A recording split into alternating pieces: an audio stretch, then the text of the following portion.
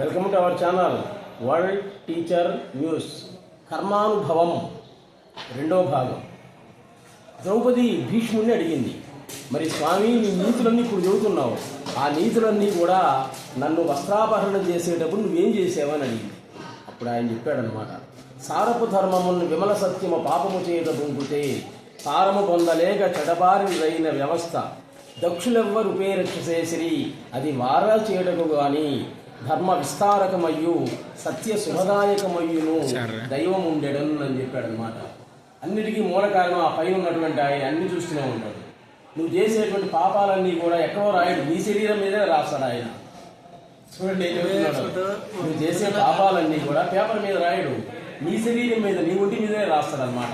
నాకు ఆ కర్మానుభవం అనేటువంటిది తప్పదు.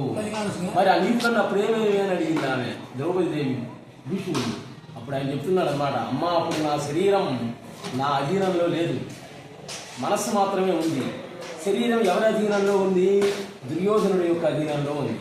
అందువల్ల వాడు చెప్పినట్లు వాడి పక్షంలో ఉన్నప్పుడు వాడు అన్నం తినట్లు వాడు చెప్పినట్టు చేయాలి కదా, ఇష్టం లేకపోయినా చేయాల్సి వస్తుందని చెప్పాడు మహానుభావుడు భీష్ముడు. ఆయన చెప్తున్నాడు, నిజమే తల్లి, నా శరీరం నా అధీనంలో లేనే లేదు, మనస్సే అధీనంలో ఉంది. శరీరం అనేటువంటిది ఆ దుర్యోధనుడి యొక్క అధీనంలో ఉంది కాబట్టి నేనేం చేయలేకపోయాను, ఆ ఫలితాన్ని ఇప్పుడు అనుభవిస్తున్నాను అన్నాడు అనమాట. అది అసలు విషయం, గుర్తుపెట్టుకోండి. అవసరమైనప్పుడు చచ్చిపోయేటువంటి శక్తి ఉంది భీష్ముడికి. స్వచ్ఛంద మరణం ఆయన కొడుకుడికే ఉంది, ఎవరికి లేదు. అంటే అవసరమైనప్పుడు చనిపోగలడు. ముళ్ళ మంచం మీద పండుకొని ఆ బాణాలన్నీ కూడా ఉండి గుచ్చుకొని శరీరం అంతా కూడా బాధ పెట్టి, ఎందుకని ఆ రోజు చేసినటువంటి పాపం. ద్రౌపది వస్త్రాభరణ జరిగేటప్పుడు గుడ్లప్పని చూస్తూ ఉన్నారు అందరూ. అదే అడిగాను, నువ్వేం చూస్తున్నావు అని అడిగింది అనమాట. అప్పుడు అదే ఆయన చెప్పేది. కాబట్టి అందుకని ఆ పాపాన్ని ఇప్పుడు అనుభవిస్తున్నాను అని చెప్పాడు అనమాట. అందుకనే ఆయన అదన్నీ అనుభవించడానికే పుట్టాడు.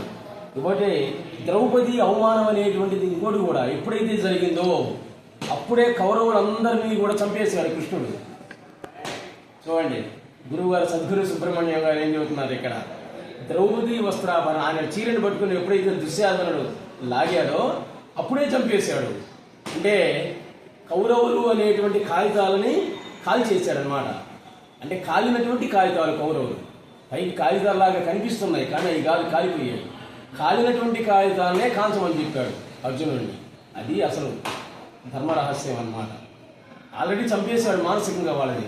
పైకి శరీరంగా కనపడుతుంది దుర్యోధనుడు దుశ్శాసనుడు, పైకి మనుషుల్లా తిరుగుతున్నారు.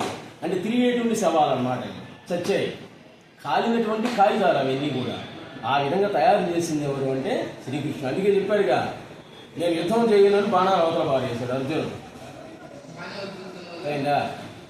అటువంటి వాడికి భగవద్గీతను బోధించి మీ తల్లిదండ్రుల్ని గురువుల్ని అందరినీ కూడా చంపిపారేయమన్నాడు అన్నమాట. వాళ్ళు నమ్మితే పాపం కదా అన్నాడు. ఎందుకని అనాల్సి వచ్చింది, ఈయన ఎందుకు చంపాల్సి వచ్చింది? ఆల్రెడీ చచ్చారు వాళ్ళు. అర్జునుడు చంపక ముందే కృష్ణుడు చంపేశాడు. ఎప్పుడైతే ద్రౌపది వస్త్రాభరణ జరిగిందో అప్పుడే చంపేశాడు అన్నమాట. చచ్చారు. ఇంకా చచ్చిన వాడిని చంపడంలో గొప్పతనం ఏముండదు. అర్జునుడి ద్వారా జయించాలి, కృష్ణుడి యొక్క రాజనీతి.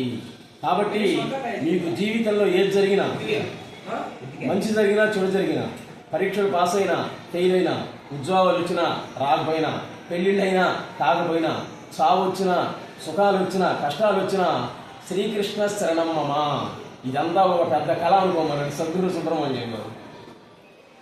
చూడండి ఏం చెప్పాడు గురువు గారు. ఇప్పుడు నేను చెబుతున్నా వీడియోలో, మీరు వింటున్నారు, ఆ కళే, అది కళే అన్నమాట. మీరు చెబుతున్నారు, నేను వింటున్నా, ఒక కళే. మనం నిద్రపోయేటప్పుడు శరీరం ఎక్కడుంది? మంచం మీద ఉంది, అంతేగా? అంతేగా, శరీరం మంచం మీద ఉంది. మరి కళలు వస్తున్నాయి, అప్పుడు నీ శరీరం ఎక్కడికి పోయింది ఆలోచించుకోమంటున్నాడు అనమాట. మంచం మీద ఏదైతే ఉందో అదే దేవుడు. కళలో కనిపించేటువంటి వాడు జీవుడు అనమాట. మళ్ళీ మెలుగు వచ్చిన తర్వాత నువ్వేమంటున్నావు? నాకు మెలుగు వచ్చింది అంటున్నావు, హాయిగా నిద్ర పట్టింది, మంచి కళ వచ్చింది అంటున్నావు అనమాట. అంటే అర్థమైంది, నువ్వు నిద్రపోతున్నప్పుడు వచ్చింది కళే. నువ్వు మేలుకొని చూస్తున్నావు చూడు, మెలుగు వచ్చిన తర్వాత అది కూడా ఒక కళే అనుకోమన్నాడు అనమాట. అదే శ్రీకృష్ణుడు భగవద్గీతలో చెప్పింది కూడా అదే, మన మొత్తం కళే. కాబట్టి మీరు కూడా జరిగేదంతా కూడా ఒక కళే అనుకున్నట్లయితే ఏ బాధ అనేటువంటిది ఉండదు అంటారు సద్గురు సుబ్రహ్మణ్యం గారు. అందరూ ఒకసారి బాపట్ల దగ్గర ఉన్నటువంటి జిల్లెల మూడిని అమ్మవారి ఆశ్రమం, ఆ ఇల్లే అందరి ఇల్లు. మీ ఇంటికి అందరి ఇల్లు పేరు పెడతావా? పెట్టం కదా, నీ ఇష్టదైవం పేరు ఏదో పెట్టుకుంటావు అంతేగా. ఎవరైనా నేను అందరూ అమ్మను ఎవరైనా చదువుతారా? ఎవరు అన్నారు? ఎవరి పిల్లలు వాళ్ళకి ముద్దు అన్నమాట.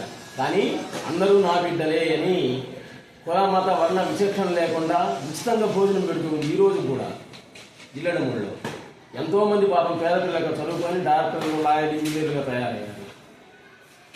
మరి వాళ్ళందరికీ కూడా ఎంతో ఉపయోగపడింది. ఆమె చేసి చూపించింది అనమాట. ఆమె ఇల్లే అందరి ఇల్లు, ఆమె అందరమ్మ. అక్కడికి వెళ్ళి మీరు భోజనం చేస్తే చాలు, జిల్లెడమూడి వెళ్ళి భోజనం చేస్తే చాలు, మీకున్నటువంటి దరిద్రం అంతా పోతుంది అనమాట. అలాగే శ్రీకాళహస్తి వెళ్ళి సద్గురు సుబ్రహ్మణ్య బాబా, ఆయనకి 85-90 సంవత్సరాలు ఉంటాయి అన్నమాట. ఇప్పుడు ఆయన శ్వాసకోశ వ్యాధితో బాధపడుతున్నాడు.